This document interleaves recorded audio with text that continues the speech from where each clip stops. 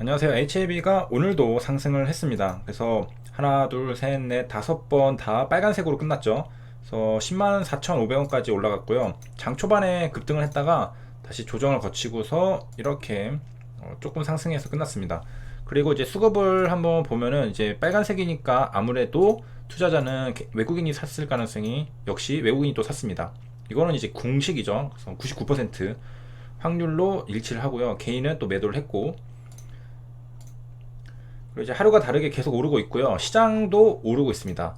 이거는 코스닥 150 레버리지 차트인데요. 분봉으로 보면은 고점 종가 고가로 끝났죠. 그래서 장 초반에 좀 떨어지는 듯 하더니 그냥 주구장창 올랐습니다. 그리고 좀 더 정확하게는 코스닥 150 차트를 보면은 여기 이제 거의 딱 위에까지 올라왔죠. 그리고 다음날 갭이 뜰 것 같은 그런 움직임을 보여줬습니다.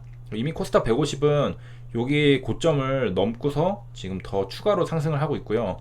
코스피 차트를 보면은 코스피는 아직은 다 도달하지 못했습니다. 아무래도 이제 코스닥에는 바이오 업종이 많다 보니까, 그리고 언택트 관련주들, 여러 이제 테마주들이 있다 보니까 이렇게 상승을 한 것 같고요. HAB 효력 발생 안내가 나왔습니다. 금융감독원이 이제 제출을 한 건데요. 이 내용을 좀 읽어보면은 5월 8일에 제출된 증권신고서, 여기 보면은 5월 8일에 여기 증권신고서가 있죠. 이거 표시를 하고 보면은 이제 5월 8일에 정정이 됐습니다.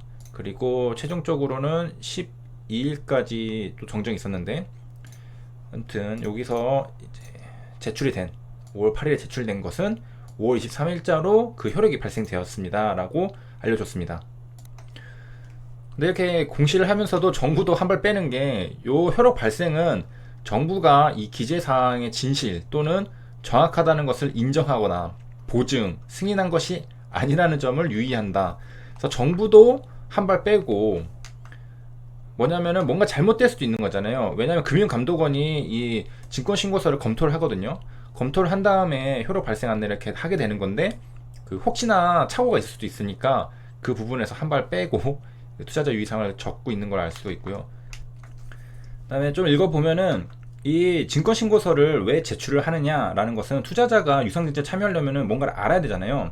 그래서 투자 설명서를 미리 교부를 해서 우리가 이거를 이러한 기업이고 이러한 곳에 돈을 쓰겠습니다라고 알려주는 겁니다. 그래서 미리 교부하지 아니하면 증권을 취득하게 하거나 매도하여서는 안 된다라는 게 규정에 있습니다. 그리고 이제 청약일은 5월 28일부터잖아요. 그 전에 뭐 거짓의 기재, 또 중요사항 누락이 발견될 경우에 정정될 수 있다라고도 알려주고 있습니다. 좀 더 자세한 이제 제도를 좀 보면은, 요거 숙려기간으로 이제 효력 발생 제도가 있는 건데요. 이거를 보면은 여기서 일정 기간 경과하고서 효력이 발생하게 됩니다. 그러면은 얼마나 지나면 되느냐? 지분증권에 관련해서는 일반 공모랑 주주 배정이 또 따로 있는데요. HLB는 요거 주주 배정에 해당이 되겠죠. 제3자 배정, 주주 배정. 이게 7일이고요. 그 다음에 일반 공모, 이거는 다른 일반 투자자들에게 하는 것들, 주주선 공모, 일반 공모, 이게 10일, 그 다음에 일반 법인은 15일 이렇게 되어 있습니다. 여기에서는 이제 이렇게 되어 있는데, 증권신고서를 수리한 다음에 통상 5에서 15일이 소요된다라고 말을 합니다. 계산을 해보면 어떻게 되냐면, HLB 같은 경우에 5월 8일에 제출된 증권신고서가 23일자로 효력이 발생되었잖아요.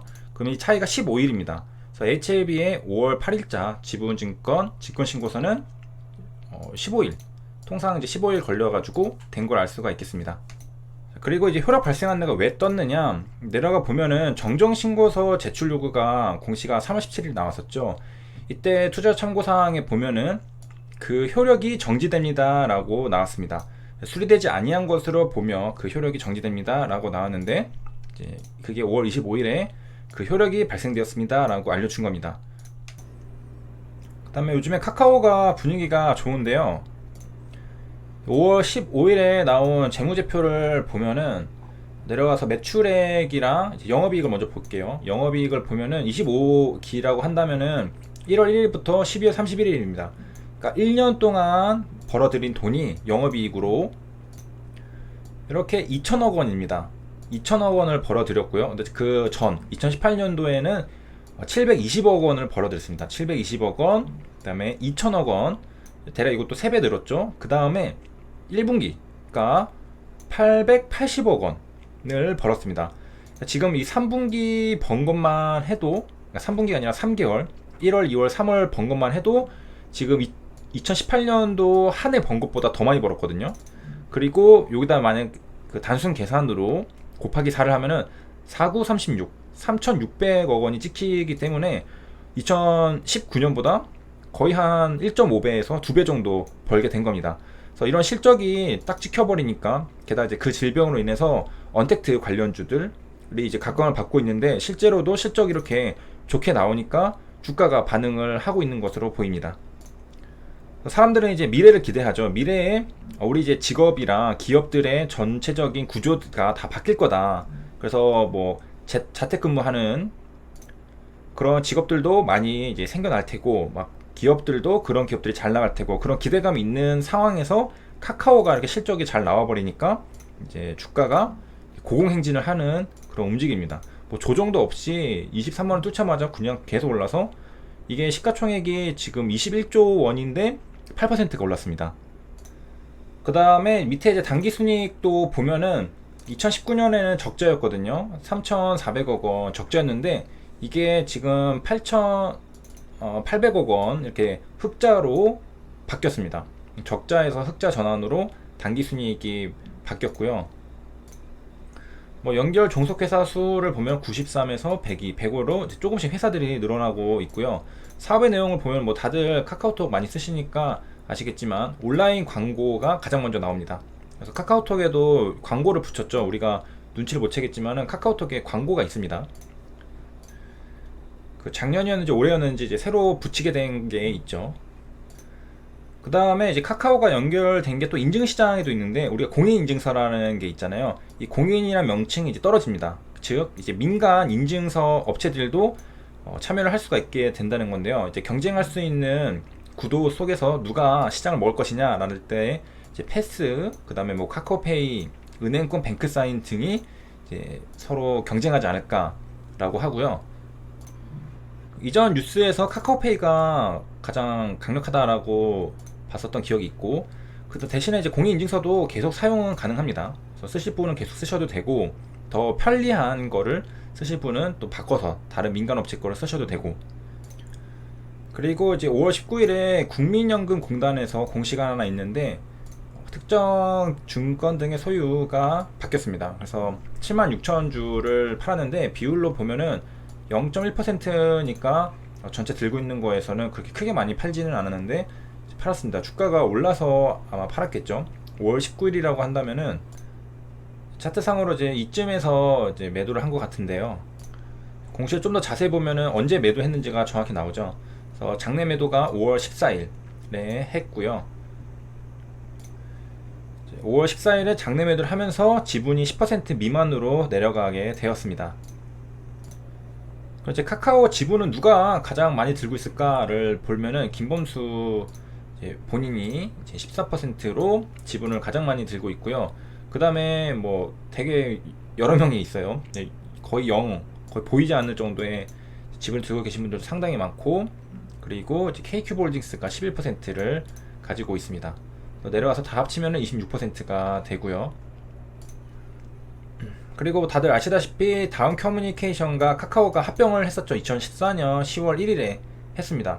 그 합병 비율을 보니까 1대 1.5로 했고요.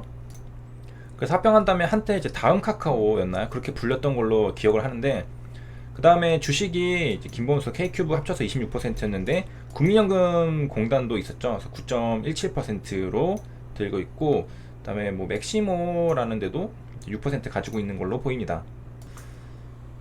그리고 이제 K큐브 홀딩스가 뭔가 보니까 아이위 서비스에서 명칭을 일단 변경했다고 해요. 김호수 의장의 개인 회사라고 합니다. K큐브 홀딩스. 그러니까 김호수 의장이 26%를 들고 있는 게 맞죠. K큐브 홀딩스 지분까지 합치면 그렇게 되죠. 그래서 이 당시 예측이 2014년이거든요. 합병을 다음이랑 한 다음에 지주사 체제 그룹으로 전환할 가능성, 이 기업을 보고서 말하는 거죠. 개인 회사. 그래서 이제 다음 카카오로 정해졌고요. 이때 당시에 1대 1.5 비율로 합병한 다음에, 그리고 합병 회사가 다음이고 피합병 회사가 카카오입니다.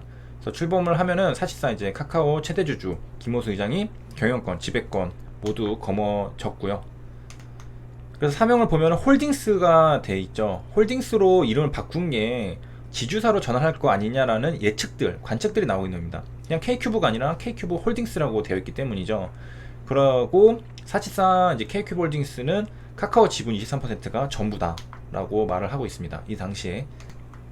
그리고 이제 기준도 상당 부분 충족시킨다고 합니다. 자산 규모가 1,000억 원 이상, 그리고 상장사에 대해 30% 이상 지분을 가지고 있으면 지주사로 전환할 수 있다고 하는데, 그리고 부채 비율 100% 이하도 모두 충족하고 있다라고 합니다. 일단 여기까지 알아봤고요. 시청해주셔서 감사합니다.